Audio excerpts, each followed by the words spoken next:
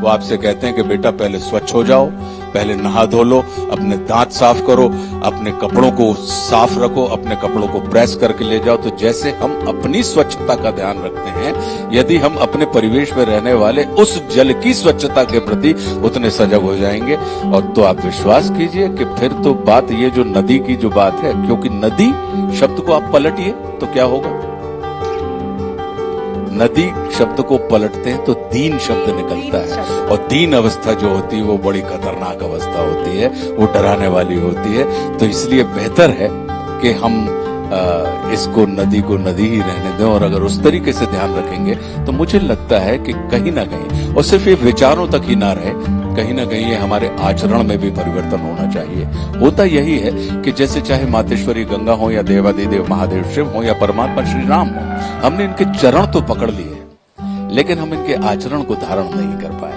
बिल्कुल, तो कहीं ना कहीं इनके चरण के साथ साथ जितना महत्व इनके चरणों को पकड़ने का है, उतना ही महत्व इनके आचरण को धारण करने का है। तो ये पूजनीय तो हो गए हमारे लिए, लेकिन धारणी नहीं बन पाए। हमने एक शर्ट को इतना चमका दिया और स्वच्छ कर दिया कि रगड़ रगड़ के वो इतनी साफ हो गई, वो इतनी उज्जवल हो गई कि उसको हमने खूंटी के ऊपर टांग तो दिया है, लेकिन अब हम उसको पहन नहीं सकते और टंगी हुई खूंटी पे कह सकते हैं कि देखिए सफाई और स्वच्छता और उज्जवलता का मतलब ये होता है। तो कहने का अर्थ यही है कि स्वच्छता तो वही आनंद देती है जो सिर्फ पूजनी ही ना हो, वो धारणी भी हो, तो जिसे आप धारण भी कर सके। तो मुझे लगता है कि हमारे विचार को हमें आचार में अगर हम रूपांतरित करने का, अपने आचरण में डालने का अगर प्रयास करेंगे, राम को मानने के साथ साथ यदि हम राम की भी मानने लगेंगे, हम महादेव को मानने के साथ साथ यदि महादेव की भी मानने लगेंगे, यदि हम मातेश्वरी गंगा को मानने के साथ साथ गंगा की भी मानने लगेंगे, तो बड़ा हमारे जीवन में सुखद हो जाएगा। अन्यथा होता क्या है कि हम पिता को तो मानते हैं लेकिन पिता की नहीं मानते। बिल्कुल बिल्कुल, वो कहा जाता है ना, और ये बात समझ में हमें तब आती है जब हम बड़े हो जाते हैं और जब हमारा बच्चा भी हमारे सामने होता है। वो एक शेर कहा गया है, वो कहते हैं कि बेटा गिना रहा था मुझे मेरे कसूर, बेटा गिना रहा था मुझे मेरे कसूर, कसम से वालिद की बेगुनाही याद आ गई हुजूर। क्या बात है। आपने, चूंकि आपने स्कूली बच्चे हैं, तो यहाँ पे एक कहानी आपसे अचानक बात करते करते याद आ गई मुझे, जो सतर्क करने वाली है। जी जी। एक बटुक महाराज थे, उनको पता लगा कि मातेश्वरी गंगा जो है वो सबके पाप धोती। अब बच्चा था, बड़ा चिंतित हो गया। उसने कहा यार बताओ, हम सबके पाप, इतने सारे पाप, जब हम एक पाप लेके हमको बर्दाश्त नहीं होता, हमें बेचैनी होती है, तो मातेश्वरी गंगा तो सबके पाप ले लेते। तो गंगा जी के पास गए और उन्होंने प्रार्थना की। गंगा मैया आई, बोले बोलो बेटा बटुक क्या बात है। बोले मैया एक समस्या है कि सारे लोग अपना पाप आपके अंदर डाल देते हैं, और हम जब एक पाप बर्दाश्त नहीं कर पाते, तो आप इतने सारे पाप का क्या करती हैं। तो गंगा मैया बोली कि बेटा बटुक चिंता मत करो, हम किसी का पाप अपने पास नहीं रखते, हम सारा का सारा पाप ले जाके जो है वो समुद्र को दे देते हैं।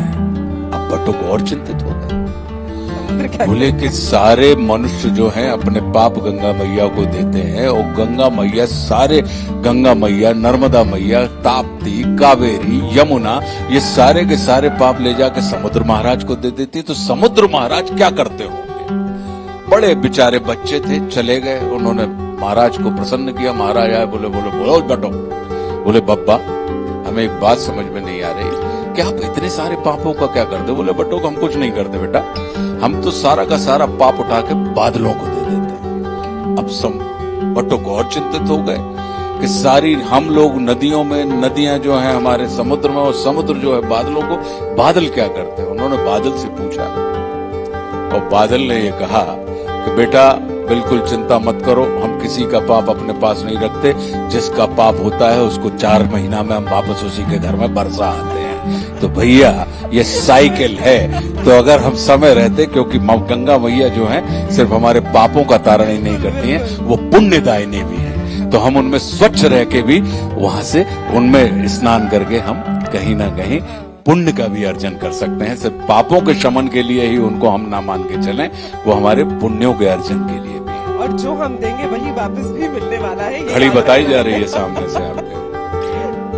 तो आशुतोष जी, जो आपने एक बात कही ना कि नदियां जो है वो हमारी नाड़ियों में है, तो मैं जरूर आपके साथ साझा करना चाहूंगी कि आज हमने रग रग में गंगा, यह एक ट्रैवलॉग सीरीज है, उसका सीजन 3 यहाँ मंच से लॉन्च किया है। राजीव खंडेलवाल जी यहाँ पर बैठे हैं, he is hosting that series. हाँ जी, ही इज देयर। दिख नहीं रहा मुझे, कलश के पीछे। कलश के पीछे है, बिल्कुल। तो मुझे लगता है जहाँ नदी हमारी नाड़ियों में है, तो गंगा को रग रग में कहना तो बिल्कुल सही है। बिल्कुल, क्योंकि अगर आप देखें तो हमारा, जैसे कि मैंने आपसे कहा कि पृथ्वी पर इसीलिए जीवन है क्योंकि पृथ्वी पर ही जल है। तो जो कुछ भी हमारी रगों में बह रहा है वो जल ही बह रहा है। तो अगर उस नाते देखें तो रग रग में गंगा तो है। तो मैं आपसे जरूर ये बात जानना चाहूंगी कि जब हम लोग माँ गंगा की बात करते हैं तो अनंत अनादि महादेव की बात ना हो तो ऐसा तो होता ही नहीं है।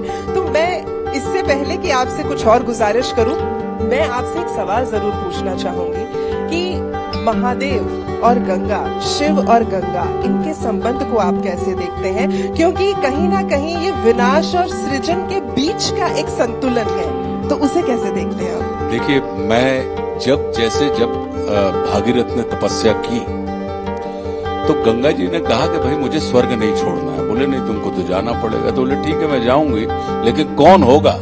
मैं पूरी की पूरी पृथ्वी को अपने साथ अतल तलातल में ले जाऊंगी। तो कौन होगा जो मेरे वेग को धारण कर सके? तो एक वेग को, बल को, तीव्रता को अहंकार होता है। लेकिन उस वेग और बल और अहंकार को अगर कोई नष्ट कर सकता है तो फिर वो देवादिदेव महादेव ही कर सकते हैं। तो महादेव ने कहा कि आइए, आपके सारे वेग, लेकिन अहंकार को नष्ट अस्वीकार करके नहीं किया जाता। अहंकार को नष्ट उस अहंकार को स्वीकार करके ही किया जाता है। और हम और आप अगर महादेव से और मातेश्वरी गंगा से ये बात सीख लें कि जब भी कभी कोई अवांछित कोई बात लगे तो उसे अस्वीकार नहीं कीजिए, उसे एक बार स्वीकार करिए। और एक बार अगर देवादिदेव, क्योंकि महादेव तो ऐसे हैं कि वो जिसने बनाया उसी के हो गए और जहां बनाया वहीं के हो गए। यदि राणा बना देगा तो वो रानेश्वर महादेव हो जाएंगे, यदि महेश बनाएंगे तो वो महेश्वर महादेव हो जाते हैं। आप गंगा जी के किनारे बना दे तो वो गंगेश्वर महादेव हो जाएंगे, पीपल के नीचे बना दे तो वो पिंपलेश्वर महादेव हो जाएंगे। तो जिसने बनाया उसे उन्होंने सिद्ध कर दिया और जहां बनाया उस स्थान को उन्होंने प्रसिद्ध कर दिया। तो वो तो सिर्फ देने वाली की घन घन भोलेनाथ तुम्हारे कौड़ी नहीं खजाने में, और 3 लोग बस्ती में बसाए, स्वयं बसे वीराने में। तो ऐसे पकड़ है, पलंग है। तो उनका तो जीवन में मैं उसको इसी दृष्टि से देखता हूँ कि जिसने शिव को साध लिया उसने संसार को साध लिया। अद्भुत, अद्भुत, अद्भुत। आज सोमवार है जी, माँ गंगा के किनारे हम हैं और आपके श्रीमुख से शिव तांडव की स्तुति ना हो, ऐसा हो सकता है क्या? ऐसा हो सकता है? बताएं। बिल्कुल, ये तो हमारा परम सौभाग्य होगा। तो ये हालांकि जटाटवी गलज्वल प्रभा पावित स्थले, ये संस्कृत में है और इतनी अनुपम, इतनी अनूठी रचना कर दी थी देवादिदेव महादेव के परम भक्त रावण ने। तो मुझे लगता था कि इस रचना को, जिसमें दिव्य उनके सौंदर्य का पूरा उनके श्रृंगार का, उनके अस्तित्व का वर्णन है, तो ये इतनी मधुर रचना सिर्फ उच्चारण की कठिनता के कारण बहुत सीमित हो गई थी। तो फिर हमने हमारे छोटे भाई सदृश हैं प्रिय आलोक श्रीवास्तव, तो हमने उनसे कहा कि इसका हिंदी भावानुवाद करें। तो आलोक ने बहुत अच्छा हिंदी भावानुवाद किया और अब मुझे लगता है कि वो लाखों लोगों के कान से होते हुए अब लोगों के कंठ का आभूषण है वो रचना।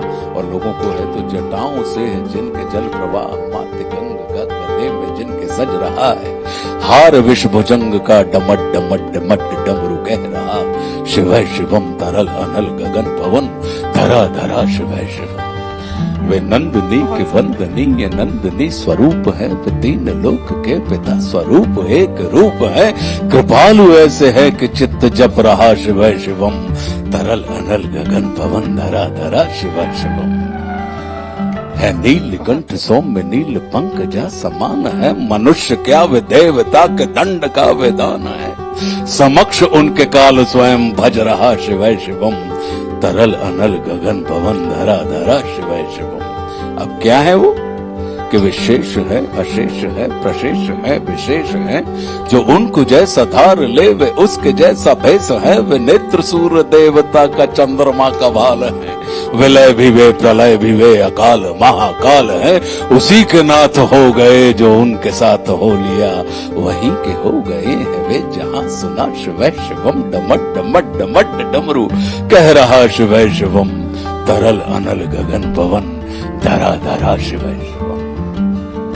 क्या बात है, क्या हर बात हर महादेव। हर हर महादेव। मैं इस मंच पे जो अभी अनुभूति कर पा रही हूँ ना, 3 शास्त्रों की कर पा रही हूँ। आपका स्मृति शास्त्र, आपका कंठ शास्त्र और हमारी जनता का श्रुति शास्त्र। तो एक बार आप सभी लोगों के लिए भी तालियां बनती हैं प्लीज। आशुतोष जी बहुत बहुत धन्यवाद आपका। आज के हमारे इस गंगा उत्सव को आपने सजाया, अलंकृत किया, उसके लिए हम तहे दिल से आपके आभारी हैं। बहुत बहुत धन्यवाद। आभार। पते हर हर महादेव।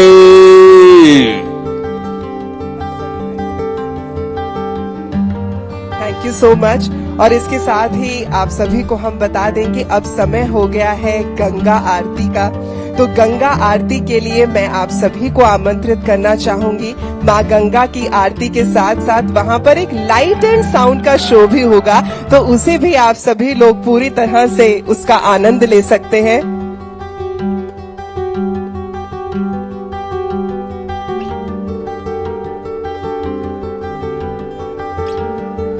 तो गंगा आरती के लिए आप सभी लोग आमंत्रित हैं और मैं बहुत ही संवेदनशीलता से इस बात को यहाँ इस मंच से कहना चाहूंगी कि आज सुबह जो एक दुर्घटना हुई, जो एक बस दुर्घटना हुई है।